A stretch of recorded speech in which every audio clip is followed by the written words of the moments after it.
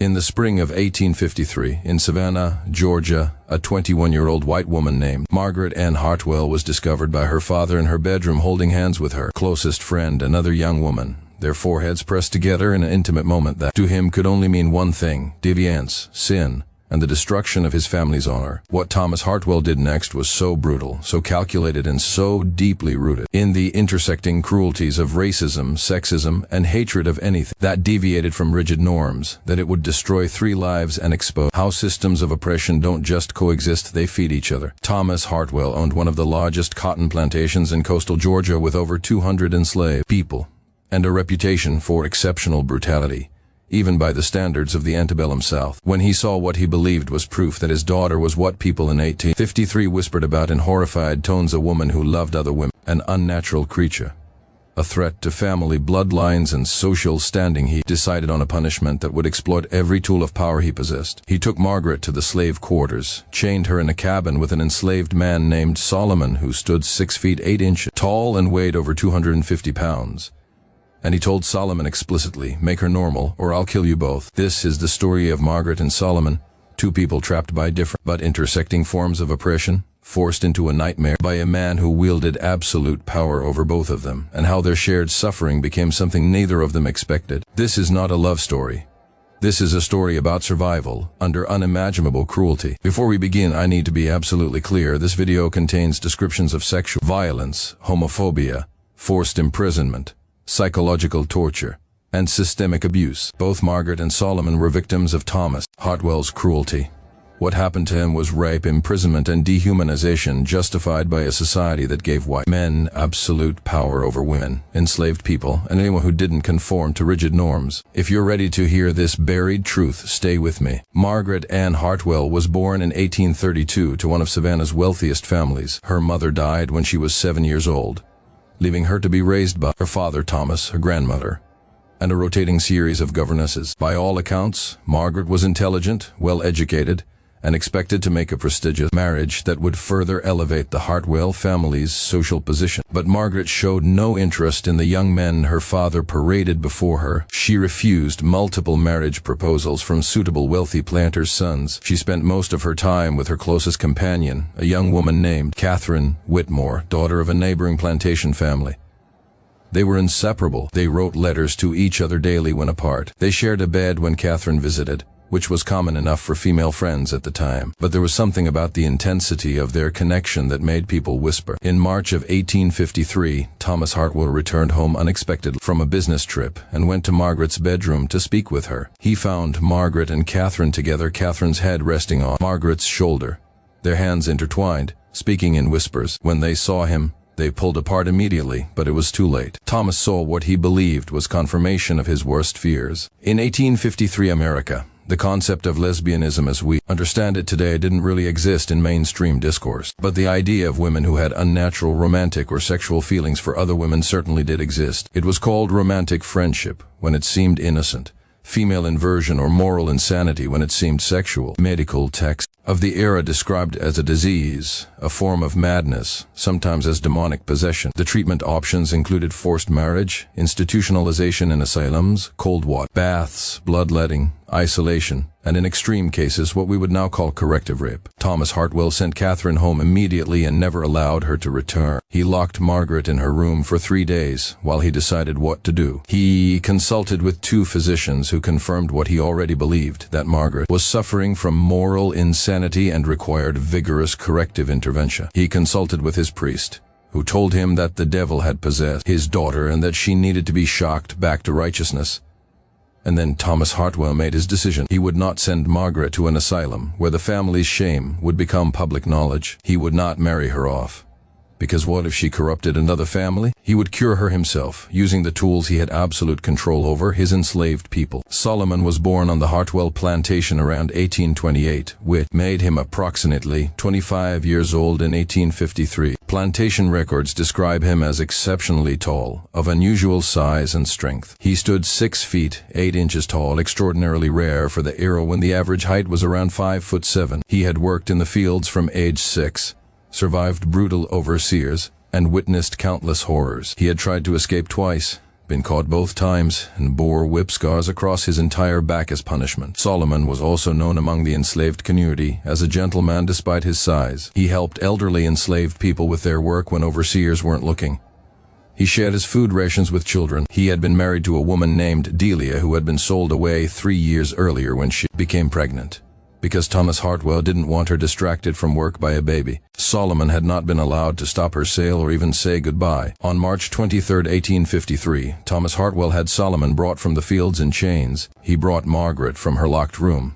He took them both to a small, isolated cabin at the edge of the slave quarters, a cabin used for punishment, windowless, with a door that locked from the outside. He forced them both inside, chained Solomon to the wall with enough slack to move but not to reach the door, and left Margaret unchained. Then Thomas Hartwell told Solomon exactly what he expected, that Solomon would lie with Margaret, that he would continue to do so until she became pregnant and was cured of her unnatural desires, and that if Solomon refused, Thomas would have him castrated, tortured, and slowly killed. Thomas told Margaret that this was her punishment for her sinful perversion, that she would remain in the cabin until she learned to be a proper woman, and that if she resisted, Solomon would be killed, and she would be sent to an asylum. Then Thomas Hartwell left them locked in that cabin. He had food delivered once a day through a slot in the door. He checked on them weekly, and he made it clear to both of them that their only chance of survival was compliance. What happened in that cabin over the following weeks is documented in letters that Margaret wrote years later, letters that were discovered in the 1920s and initially suppressed by Hartwell family descendants, only to be published in a historical journal in 1987 by a researcher named Dr. Patricia Ramsey, who was studying women's sexuality in the antebellum South. According to Margaret's letters, for the first 3 days, Solomon refused to touch her. He stood chained against the wall as far from her as possible and told her, "I won't. He can kill me. I won't." Margaret, traumatized and terrified, curled in the corner farthest from him and didn't speak. On the 4th day, Thomas Hartwell brought in an overseer who whipped Solomon 20 times for disobedience.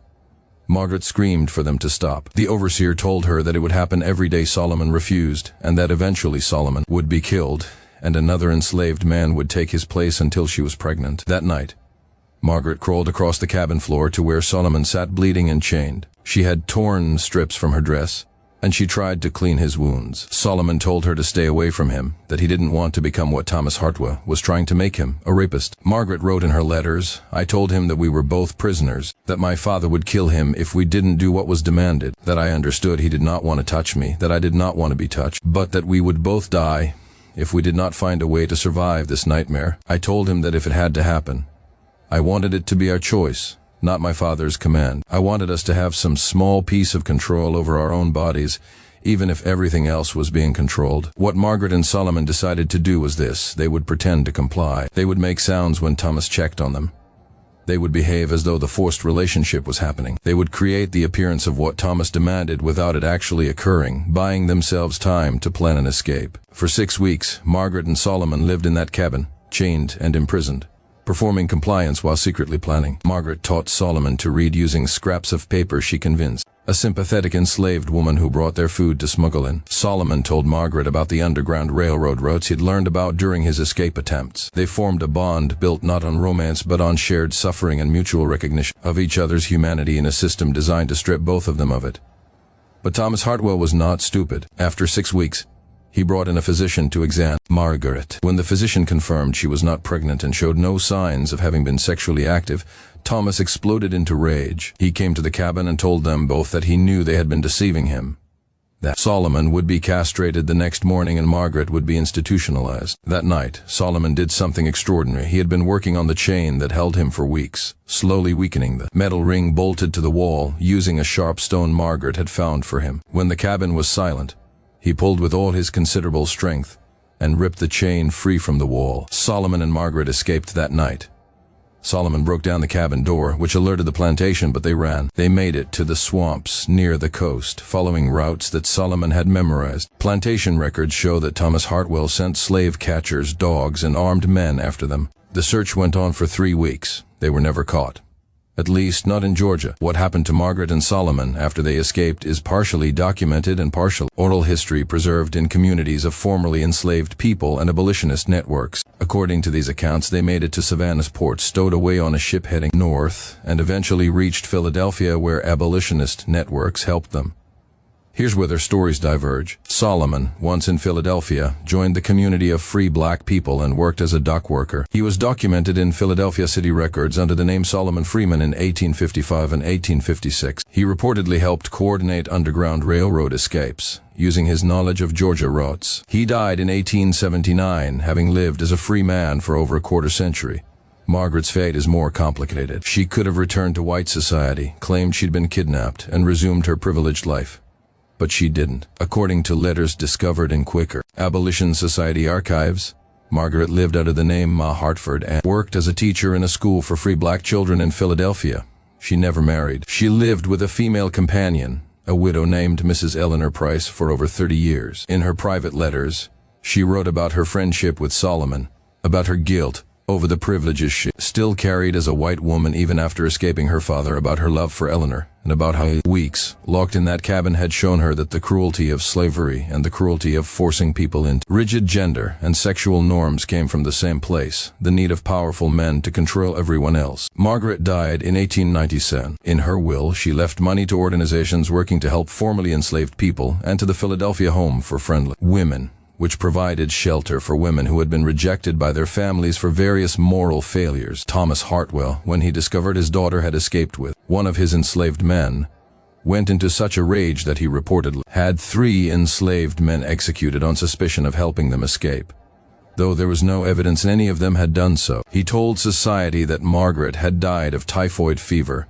held a fake funeral, and never spoke her name again. When he died in 1867, his fortune was divided among distant relatives. None of them ever learned the truth about Margaret. The story of Margaret and Solomon was nearly lost to history. Thomas Hartwell had destroyed every record of Margaret after her escape. The Hartwell family suppressed the truth for decades. It was only when Dr. Patricia Ramsey discovered Margaret's layers in a collection donated by descendants of Eleanor Price that the story began to emerge. Ramsey spent years verifying details through plantation records, Philadelphia city documents, Quaker Society archives, and oral histories preserved in black communities in Philadelphia.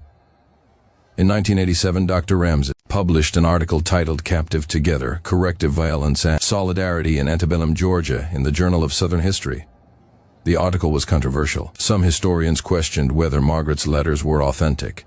Others argued that the story was being sensationalized, but the documentation was undeniable, and subsequent research has confirmed the core facts. The story of Margaret and Solomon reveals something crucial about how oppression works. It's interconnected. Thomas Hartwell's hatred of his daughter's sexuality wasn't separate from his belief that he could use enslaved people, however. He wanted both came from his belief that he had the right to control other people's bodies, identities, and lives. Margaret's suffering as a woman forced into corrective abuse wasn't separate from Solomon's suffering as an enslaved man forced to become a rapist. Both were tools of the same patriarchal racist system. But the story also reveals something else, that solidarity and humanity can emerge even in the worst circumstances. Margaret and Solomon, who had nothing in common except their shared oppression by the same man, found a way to recognize each other's dignity, to protect each other, and eventually to escape together. They didn't fall in love, at least not in any romantic sense, but they formed a bond that transcended the roles Thomas Hartwell tried to force them into. Margaret was labeled a lesbian in a time when that identity could get you imprisoned, tortured, or killed. Solomon was enslaved in a system that treated him as property. Thomas Hartwell tried to use both of those systems of oppression to destroy them,